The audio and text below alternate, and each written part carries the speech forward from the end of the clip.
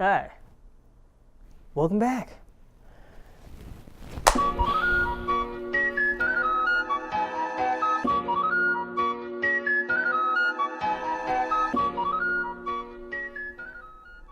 So as I've mentioned before, I am currently performing as a drag king. I have been for a while. Right now, my current gig is at Cobalt on Wednesdays in DC, 10:30, no cover. I've been doing drag since 2004. I started doing drag while I was in college. I still have a performance background.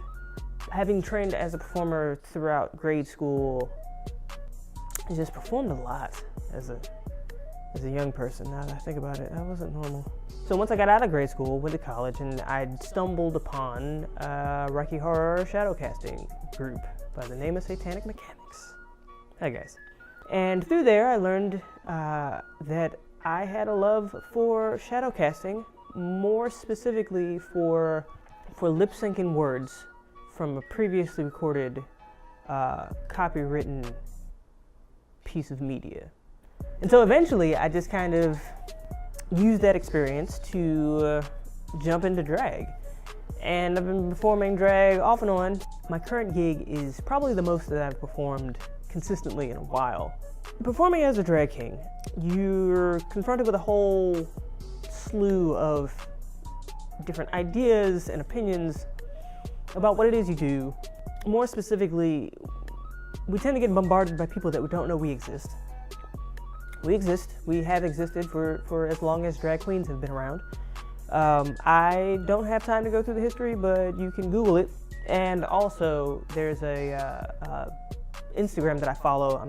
The name escapes me, but I'll post it. That posts a lot about drag kings and gender bending throughout the ages, specifically for people who are masquerading as male. Lots of old photos, lots of history there. So I'll put that in the description below. One of the questions we get is, do we exist? Yes. Another, not a question, but snarky comment we get a lot from audience members is, you know, we're not as good as the RuPaul's Drag Race girls, so we have a long way to go. To that I say, screw y'all, because our goals are not the same. Let me not say that. Our illusions are not the same. So while our goals, both kings and queens, is to give you an illusion, to perform an illusion, you gotta remember that most diva equivalent male celebrities, aside from Prince and Michael Jackson, if I'm to emulate some kind of male pop star, he's not wearing 7-inch heels and rhinestones and has a beat face. To give you an example, Ed Sheeran went on stage next to Beyonce in a fucking t-shirt and jeans. Which brings me to my next point. Another debate is whether or not t-shirt and jeans can be considered drag. To that I kind of say, well, what else are you doing with that t-shirt and jeans? If your act relies on your costumes, then it's not an act. I wouldn't say it's not drag. I'd say it's not an act. Point is to give an illusion. Get on stage in your regular old jeans, your t-shirt, and Timberlands you wore when you came into the club. It's not drag. It's not performance. You didn't put in an effort. The point that I'm trying to make is that it's not about the clothing per se, because if you're doing country, you're doing a country western song, yeah, jeans and a t-shirt might be it, but also a Stetson and some cowboy boots goes a long way to complete the look. Originally,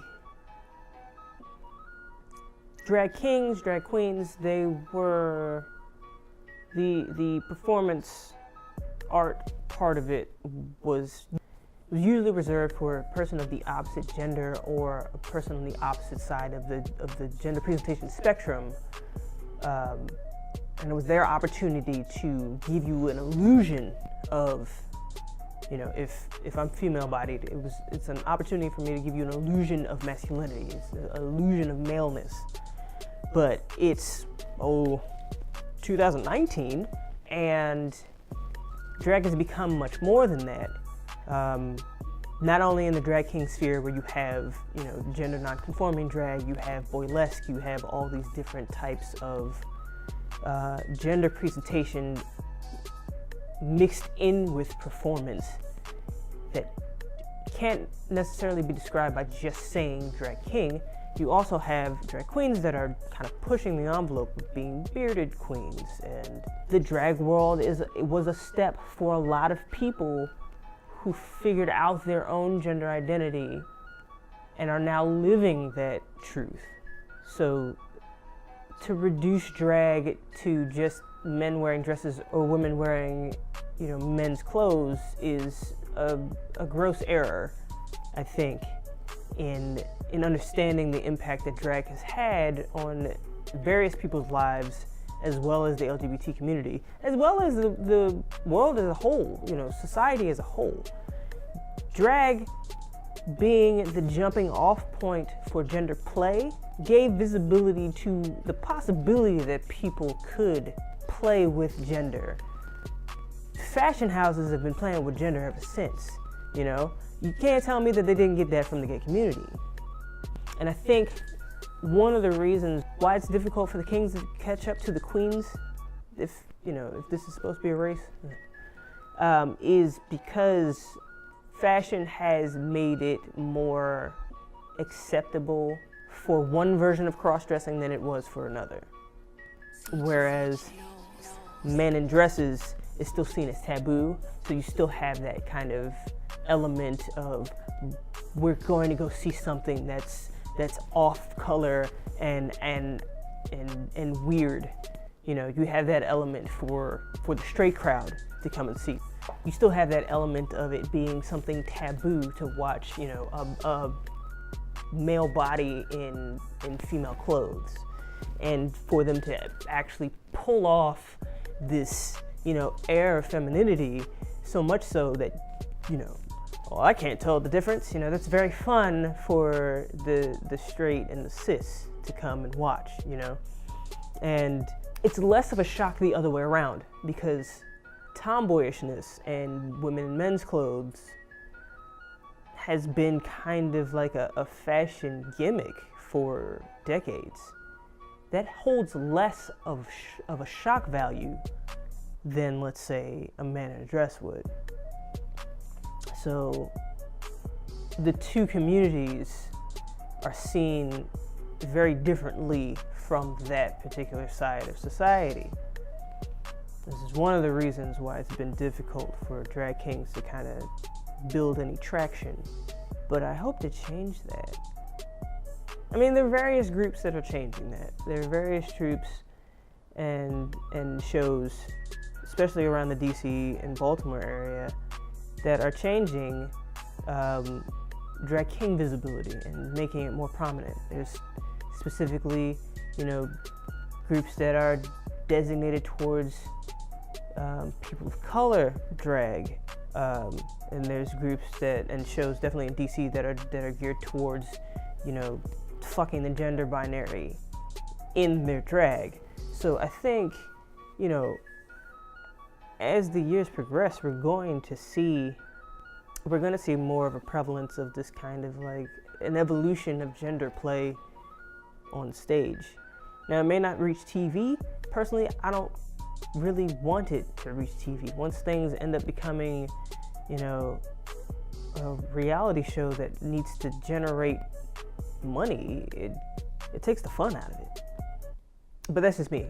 If you aspire to be the first drag king on RuPaul's Drag Race, do your thing. I'll be rooting for you from the sidelines. I may not watch, because I don't watch the show, but I'm rooting for you.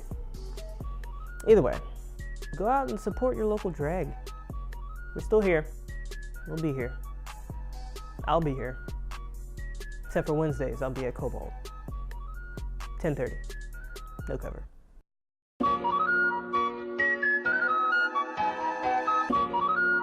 So in the comments below, if you're a performer, drop your shows, drop your show dates.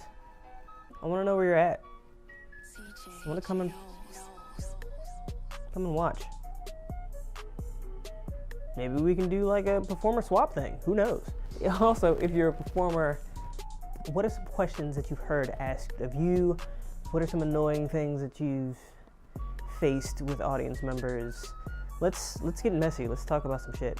But I definitely want to know when your next show is and where you are in the world. Another goal of mine is to travel the world and go see different drag shows in different states and countries. That'd be dope. I just thought about that. I just manifested it right now. It's gonna happen. I'm gonna do it. I'm coming to your drag show. I'm coming. Save me a seat and a tequila sunrise.